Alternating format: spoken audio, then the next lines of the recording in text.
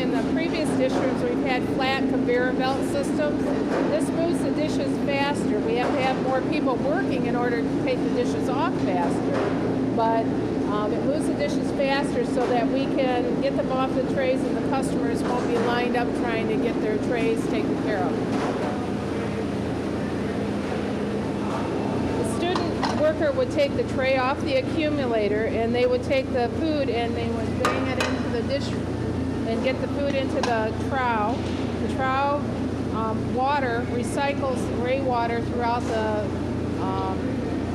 mechanism here, and basically it takes the water to the pulper and pulps the food. That is the pulper, and basically the food will go into this, grinds it up, takes it downstairs into an extractor that extracts the water, recycles the water back up here, and then puts the pulp into a compactor. You are looking at the extractor part of this pulper, and basically what happens is that this extracts the water, and then the pulp material comes down a chute and comes back out into the compactor, ground up in small bites. So this is food waste that came from preparation of the food and from people's trays. And so you can actually look in there and identify certain materials like rice and corn. It does not look particularly appetizing, to say the least, and it doesn't smell particularly good. And now instead of throwing it away, we're going to put at least a small quantity of it into our digesters here in the facility.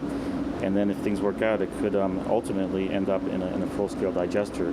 But again, that's a long way out. First, we have to see how things work by experimentation. So we have the 100-liter digesters. We have to keep these to 100 degrees Fahrenheit. So all it is really is a pipe with two ends to it, and that's it. There's nothing else in there. And there's a mixer, so the big pump on the side simply mixes the contents, because we have to have good contact between the waste and the microorganisms. And so we mix it about 4 or 5 times a day, just for a few minutes. And otherwise it just sits there, just like it's, in a sense, cooking. Is there enough energy associated with some of this waste to make it practical for us to pick it up and deliver it here and on a regular basis? And those are the questions the university is going to have to ask, too, as they look at this at a full scale.